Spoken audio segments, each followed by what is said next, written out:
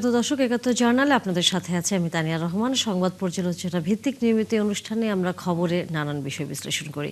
পত্রপত্রিকা, television, digital media ও news পোর্টালে সেসব খবরের শিরোনাম হয়ে থাকে তা আমরা জানিয়ে দেই।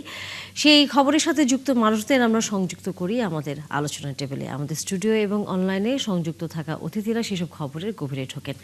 আজ আমাদের সাথে স্টুডিওতে আছেন আগামীর সময়ের দৈনিক পত্রিকার সম্পাদক মোস্তফা মামুন। অনেক ধন্যবাদ মোস্তফা মামুন যুক্ত হয়েছেন এবং স্বাগত ৭১ জার্নালে আপনাকে। এবং দর্শক, আমাদের সাথে কিন্তু অন্যান্য সময়ে কিন্তু অতিথিরা যুক্ত হয়ে থাকেন আলোচনার নানা পর্যালোচনার সময়। এর মধ্যে আমাদের সাথে অন্যান্য অতিথিরাও যুক্ত হয়েছেন আজিজুল বারী হেলাল, বিএনপির দলীয় সংসদ সদস্য, এবং আছেন সালাউদ্দিন আইয়ুবী, জামাত ইসলামের দলীয় সংসদ সদস্য। আপনাদের দুজনকে স্বাগত জানান এবং ধন্যবাদ ৭১ জার্নালের সময় দিয়েছেন। মোস্তফা মামুন, আলোচনা শুরু করতে চাই রাষ্ট্রপতি নির্বাচন নিয়ে। সবারই একটি আগ্রহের জায়গা। আমরা মোটামুটি জামাত ইসলামের প্রার্থীর খবর আসলে আমরা জানি, কারণ সেটি ঘোষিত হয়েছে।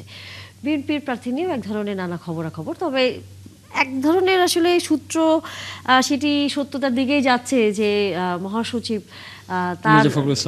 তিনি সম্ভবত বিএনপির প্রার্থী হচ্ছেন। আমরা হয়তো ২০ তারিখে সেটির একটি ফলাফল দেখতেই পাবো। একটু জানতেই যে আপনার কাছে যে রাষ্ট্রপতি নিয়ে সবার কাছে যেই আকাঙ্ক্ষার জায়গা থাকে, তিনি নিরপেক্ষ হবেন এবং তিনি সকলের কাছে গ্রহণযোগ্য হবেন, তিনি দলীয় হবেন না। এই জায়গাটাতে আমরা বারবারই হোঁচট খাই, কারণ রাষ্ট্রপতির প্রথমত ক্ষমতার একটি ভারসাম্যর একটি জায়গা তো আসছেই প্রশ্নবিদ্ধ, কিন্তু তার পাশাপাশি যখন ক্রান্তিকাল কোনো অবস্থা তৈরি হয় তখন তার বলিষ্ঠ ভূমিকা থাকবার যে সুযোগটি, সেটি আসলে আমরা দেখি না। তিনি তখন দলের কথা চিন্তা করেন, দেশের কথা চিন্তা করেন। এরকম নানা কারণে অনেক রাষ্ট্রপতি যদি পিছনে ফিরিয়ে আমাদের দেখি যে ইতিহাসে তাদের নিয়ে নানা ধরনের কথা আছে। সামনে যিনি হবেন সাধারণ নাগরিক হিসেবে আসলে আমরা তার কাছে কি প্রত্যাশা রাখতে পারি? দেখেন, এখানে কয়েকটা ইস্যু। প্রথম হচ্ছে জামাতের প্রার্থী, মানে জিনিসটাকে অন্য একটা ডাইমেনশন দিয়েছে জামাতের প্রার্থী। কারণ আমরা কিন্তু যে খবরাখবর করছিলাম তাতে বিএনপির প্রার্থী কে হবে এটা নিয়ে কৌতূহল, কারণ বিএনপি যাকে নমিনেশন দেবে তিনি জিতবেন সহজ হিসাব। তো এর মধ্যে জামাত প্রার্থী দিল, হঠাৎ করে জামাত প্রার্থীর মধ্যেও কিন্তু একদম একটা ইন্টারেস্টিং বিষয় আছে। সেটা হচ্ছে জামাত, যেহেতু এই জোটের জামাতই সবচেয়ে বড় দল, ফলে খুব ন্যাচারালি তাদের কেউ একজন হবে, বা জামাতপন্থী কোনো বুদ্ধিজীবী সেরকম হতে পারতো, কোনো অধ্যাপক। কিন্তু সেটা না করে জামাত আসলে দিয়েছে অলি আহমেদকে, যিনি জামাতেরই লোক, জয়েন করেছেন জামাত জোটে জয়েন করেছেন অতি সম্প্রতি। এবং আরেকটা বিষয় হচ্ছে ট্রেডিশনালি তার সঙ্গে কিন্তু জামাতের একটা সম্পর্ক আছে, তিক্ততার সম্পর্ক আছে। আমরা যদি দেখি ২০০১ থেকে ২০০৬ তিনি কিন্তু বিএনপির সঙ্গে তার যে দূরত্ব, উনি মন্ত্রী ছিলেন, পাওয়ারফুল মিনিস্টার ছিলেন, যোগাযোগ মন্ত্রী ছিলেন ৯১ থেকে ৯৬। সেবার যে মন্ত্রী হননি তার পেছনে একটা কারণ হিসেবে ধারণা করা হয়, তখনকার বিশ্লেষকরা মনে করেছিলেন বা বিশ্লেষণে এসেছিল যে চট্টগ্রামে যে নির্বাচন নিয়ে জামাতের সঙ্গে একই আসনে নির্বাচন করেছিলেন, জামাত চট্টগ্রাম ১৪ আসনে বোধ হয়, এবং তিনি জামাতের সঙ্গে যে জোটটা হয়েছিল সেটা তিনি খুব সহজভাবে নেননি, তিনি প্রতিবাদ মুখর ছিলেন এবং এসব কারণে তিনি মন্ত্রিত্ব পাননি, এরকমও বিশ্লেষণ ছিল। তো তার ফলে ওই দূরত্বের পর কিন্তু উনি বেরোলেন, এলডিপি করলেন, আর উনি দেখেন অনেক বছর পর ফিরে কিন্তু তিনি আবার জামাত জোটের প্রার্থী হলেন। এটা হচ্ছে একটা ইন্টারেস্টিং দিন। তার মানে এটা বোঝায় যে রাজনীতি আসলে মানে কোন মোড়ে যে কাকে কখন দাঁড় করাবে, এটা যদি আজ থেকে ১৫-২০ বছর আগে কেউ বলতো যে অলি আহমেদ হবেন জামাত জোটের প্রার্থী, বা যদি এরকম হতো যে মির্জা ফখরুল এবং অলি আহমেদ দুজন বাংলাদেশের রাষ্ট্রপতি নির্বাচনে প্রতিদ্বন্দ্বিতা করবেন, ২০ বছর আগে বললে কিন্তু এটা মনে হচ্ছে ইটস ওয়াইল্ডেস্ট থিঙ্কিং। কিন্তু সেটাই কিন্তু হলো, এবং হলো এখন জামাত কেন প্রার্থী দিল। দেখেন, এর আগে বাংলাদেশে কিন্তু সাধারণত বিরোধী দল সেভাবে প্রার্থী দেয় না, কারণ এটা ফরগন কনক্লুশন। আমাদের যে কনস্টিটিউশন তাতে সংখ্যাগরিষ্ঠতা যারা থাকবে তারা জিতবে। কাজে এর আগে ৯১ সালে একবার বিচারপতি বদরুল হায়দার চৌধুরীকে প্রার্থী করেছিল আওয়ামী লীগ জোট, যখন বিএনপির আব্দুর রহমান বিশ্বাস প্রেসিডেন্ট হয়েছিলেন, আব্দুর রহমান বিশ্বাসিত, হ্যাঁ, তো তখনও করেছিল। কিন্তু ওইটা আসলে এক ধরনের বিরোধী দল, তারা নিজেদের শক্তি প্রদর্শন ইত্যাদি করার ব্যাপার থাকে, তাদের একজন প্রার্থী আছেন। এবং এখন যেটা হয়েছে বিএনপির সঙ্গে যে জামাত, মানে অতি সম্প্রতি আমরা যদি দেখতে পাই যে এক ধরনের তীব্রতা চলছে, এক ধরনের তীব্র লড়াই চলছে, সেই জায়গা থেকে তো দেয়া। এবং জামাতের আসলে এটা একটা সুযোগ অলি আহমেদকে দেওয়ার মাধ্যমে জামাত কিন্তু অনেকগুলো জায়গা তৈরি করার চেষ্টা করছে। তারা যে ৭১ বিষয়ে যে অবস্থা, সেটা নিয়ে অনেক প্রশ্ন ওঠে, এই ইদানিং আরও বেশি প্রশ্নবিদ্ধ হয়, এবং সেই প্রশ্নবিদ্ধ হয় বিএনপির কাছ থেকে, যারা ট্রেডিশনালি তাদের আসলে মিত্র ছিল। বরং বিএনপি তাদেরকে সেফগার্ড দিয়েছিল ওভার দ্য ইয়ার্স এই বিষয়ে, যখন আওয়ামী লীগ তীব্র আক্রমণ করতো। তো সেই জায়গায় থেকে জামাত আসলে অনেকগুলো জায়গা আমরা দেখতে পাচ্ছি যে ৭১ বিষয়ে জামাত কোনো ক্ষেত্রে আসলে নানাভাবে নিজেদের ওই জায়গা থেকে বেরিয়ে আসার চেষ্টা আমরা দেখতে পাই। এবং অলি আহমেদ আসলে সেই জায়গায় একটা সেই পথে একটা ধাপ হতে পারে। আর আপনি যেটা বললেন যে দেখেন আমাদের রাষ্ট্রপতির ক্ষমতা এত সীমিত, তাদের কাছ থেকে খুব বেশি কিছু আশা করা ঠিক না, খুব বেশি কিছু আশা করা ঠিক না, কারণ একদম একটা সিরিমোনিয়াল জায়গা, এবং সেটা আমাদের সংস্কারের কমিশনে কিন্তু অনেক কথা হয়েছে যে রাষ্ট্রপতিকে কিছু ক্ষমতা দেওয়া, কিছু বড় প্যালেস। তো আমাদের ওয়েস্টমিনস্টার পদ্ধতি যেটা হয়, আসলে রাষ্ট্রপতি একরকম সব জায়গায় তাই থাকেন, কিন্তু হ্যাঁ তার মধ্যে ব্যক্তিত্ব দিয়ে কিন্তু কেউ কেউ পার্থক্য তৈরি করে ফেলেন। যেমন ভারতে প্রণব মুখার্জি যখন ছিলেন তখন কিন্তু তিনি একটা পার্থক্য তৈরি করেছিলেন।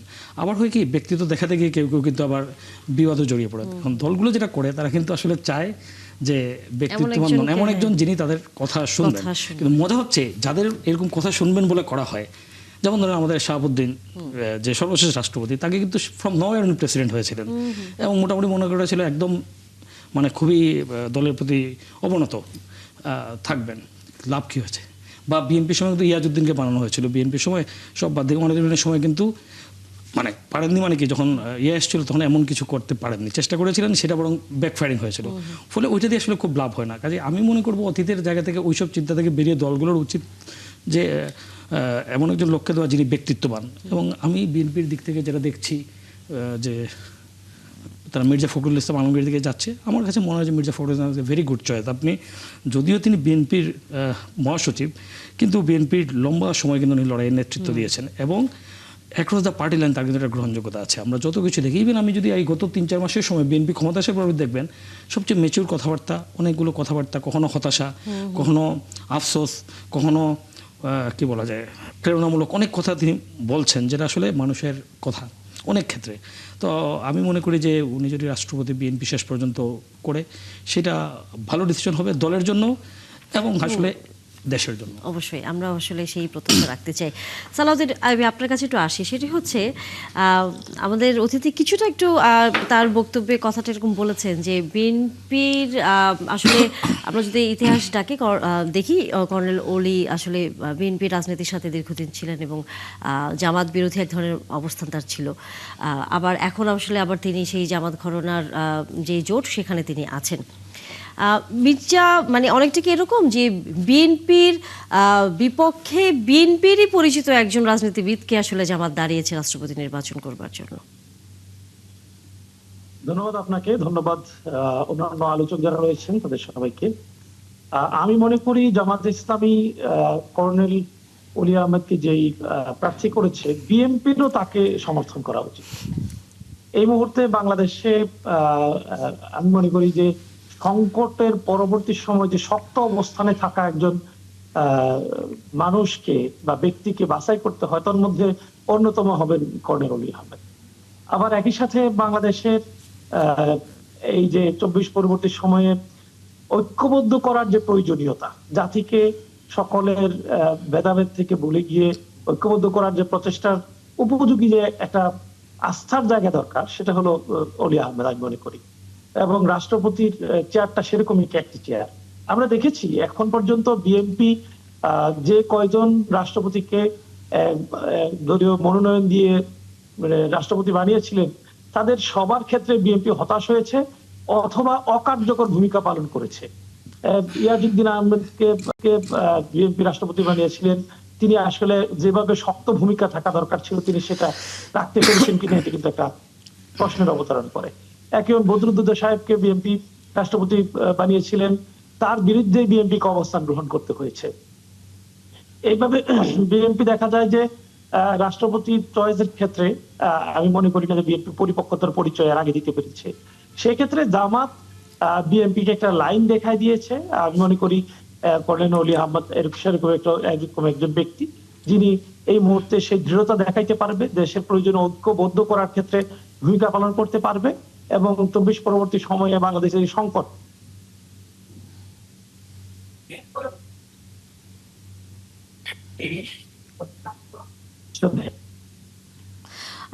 আপনারা হয়তো 11 দলীয় জোট হিসেবে ওনার নামটি হয়তো প্রস্তাব করেছে, কিন্তু জামাত কি এককভাবে রাষ্ট্রপতি নির্বাচনের জন্য কোনো প্রার্থীর কথা ভেবেছিল?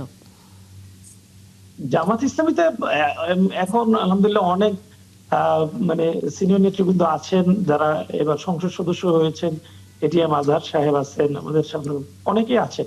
কিন্তু জামাত ইসলামী মনে করছে তাদের চেয়ে এই মুহূর্তে দেশের প্রয়োজনে যিনি যোগ্য, তিনি উপযুক্ত, তিনি হলেন কর্নেল ওলি আহমেদ। সুতরাং তাকে বাছাই করাটাই জামাত জি ইসলামের জন্য এই মুহূর্তে জামাত ইসলামী এবং এগোর দুজন মনে করেছে উপযুক্ত, সে কারণে অলি আহমদকে বাছাই করেছে। জি আজনুল বারী হেলাল, আপনাদের প্রার্থী নিয়ে আসলে আমরা যদি বলি, মির্জা ফখরুলকে নিয়ে নতুন করে বলবার তো কিছু নেই, তিনি যথেষ্ট অভিজ্ঞ এবং বলা যায় পরীক্ষিত একজন নেতা বিএনপির আমরা দেখেছি, এবং নানা সংকটে তিনি আসলে কিন্তু দলে কে শক্তিশালী করা, সংঘবদ্ধ করা, সেরকম একটা অবস্থানেও ছিলেন দীর্ঘ সময়। আওয়ামী লীগ নানাভাবে অত্যাচার তাকে করেছে, সেই খবরও আসলে সকল গণমাধ্যমও জানে এবং দেশবাসীও জানে। কিন্তু যে প্রশ্নটি আসলে আমি সালাউদ্দিন আবিকে করেছিলাম, সেটা এখন আপনাকেও করতে চাই যে কর্নেল, হয়তো রাষ্ট্রপতি নির্বাচনের ক্ষেত্রে সেরকম লড়াইয়ের অংশটা হয়তো খুব অন্য সংসদীয় আসনে যেরকম হয়, হাড্ডাহাড্ডি কে হবে, কে দাঁড়াবে, কে কত ভোট পেল, সেই জায়গায় হয়তো আলোচনার জায়গাটি না থাকলেও প্রথমত অবশ্যই এটি একটি নতুন বিষয় যে বিরোধী দল থেকে একজন প্রার্থী হচ্ছেন, এবং একই সাথে আবার তিনি বিএনপিরই ঘরানার একজন মানুষ ছিলেন তার আগে। সেই জায়গায় যদি আপনাকে একটু বিশ্লেষণ করতে বলি। দেখেন, এই রাষ্ট্রপতিটা যদিও একটা সেরিমোনিয়াল পোস্ট বা অর্নামেন্টাল পোস্ট, কিন্তু এবারের যে আমাদের যে কনসেনসাস কমিটি যে 85 দফার সংস্কার প্রস্তাব দিয়েছে, সেখানে দেখবেন যে রাষ্ট্রপতি এবং প্রধানমন্ত্রীর আপনার ক্ষমতাকে একটু ভারসাম্যপূর্ণ করা হয়েছে। সুতরাং এবারে রাষ্ট্রপতি একটু গুরুত্বপূর্ণ হবেই অন্যান্য বারের থেকে, যেহেতু আপনার সংবিধানে কিছু চেঞ্জ আনা হবে। এবং BNP has taken excellent decision যে একজন বিএনপি তার বেস্ট চয়েসটাকে আপনার রাষ্ট্রপতি করেছেন। এখন আমার বক্তব্য হলো যে আমাদের সাংবাদিক ভাই মোস্তফা মামুন সাহেব একটা সুন্দর বিশ্লেষণ করেছেন যে 2001 সালের নির্বাচনে আপনার চট্টগ্রামের লোহাগাড়া থেকে বিএনপি জামাত জোট একটা নমিনেশন দিয়েছিল। সেই নমিনেশনে কর্নেল অলি ভাই বিদ্রোহ করে বলেছিলেন যে আমরা নাকি রাজাকারের সাথে একাকার হয়ে আপনার মনোনয়ন দিয়েছি, সুতরাং তিনি ওইখানে বিদ্রোহী প্রার্থী হয়ে আমরা দুইজনই পরাজিত হয়েছিল।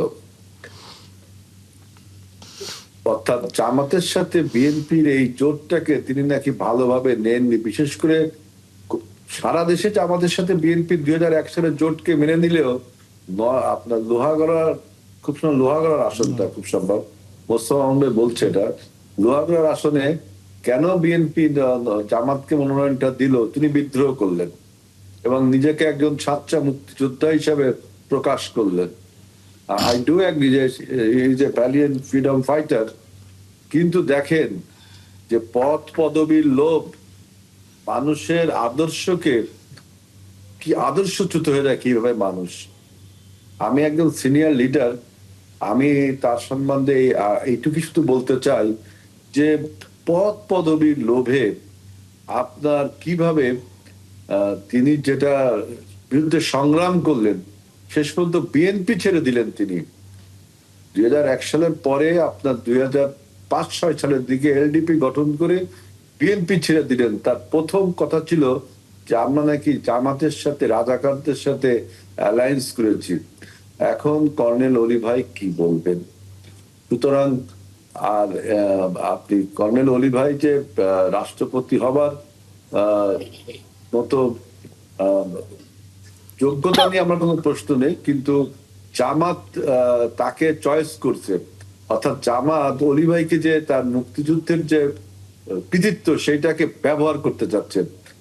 তার মানে কি অলি ভাই শুধু কিছুদিনের জন্য নির্বাচন পর্যন্ত প্রেসিডেন্ট প্রার্থী এইটুকুই তিনি থাকবেন, এবং ইতিহাসে হয়তো কখনো লেখা হবে, যেমন মোস্তফা মামুন ভাই বললেন যে 91 সময় বদরুল হায়দারকে আওয়ামী লীগ নমিনেশন দিয়েছিল, এরকম হয়তো 20-25 বছর পরে কেউ টকশো করতে বসবে, তখন বলবে যে হ্যাঁ বাংলাদেশের প্রেসিডেন্ট কর্নেল অলি ভাই ভোটে দাঁড়িয়েছিল, মানে প্রার্থী ছিল। এইটুক সুনামের জন্য তিনি তার রাজনৈতিক ক্যারিয়ারের সমস্ত মর্যাদা অর্জনকে কিন্তু বিসর্জন দেন। আমাদের এই যে 20-25 বছর পরে কেউ টকশো করতে বসবে, তখন বলবে যে হ্যাঁ বাংলাদেশের প্রেসিডেন্ট কর্নেল অলি ভাই ভোটে দাঁড়িয়েছে। এখন বক্তব্য হলো যে এই জামাতে ইসলাম তাকে যে ব্যবহার করছে, এইটা একজন বীর মুক্তিযোদ্ধা বোঝা উচিত ছিল। তবে এটা ঠিক যে আমাদের এই নির্বাচন প্রেসিডেন্ট নির্বাচনটা সংসদে হয়তো 20 তারিখে খুব সম্ভব এই নির্বাচনটা অনুষ্ঠিত হবে। তখন একটা মানে অন্তত আপনি একটা কাউন্টার প্রার্থী পেলেন, এটাই সংস্কৃতি রাজনীতি, এছাড়া আমার আর বেশি কিছু বলার নেই। জি, এবং আমরা তখন হচ্ছে আমাদের পরবর্তী রাষ্ট্রপতি পাবো, আমরা সেই প্রত্যাশা রাখি। তাকিয়ে থাকলাম আমরা 20 তারিখের দিকে।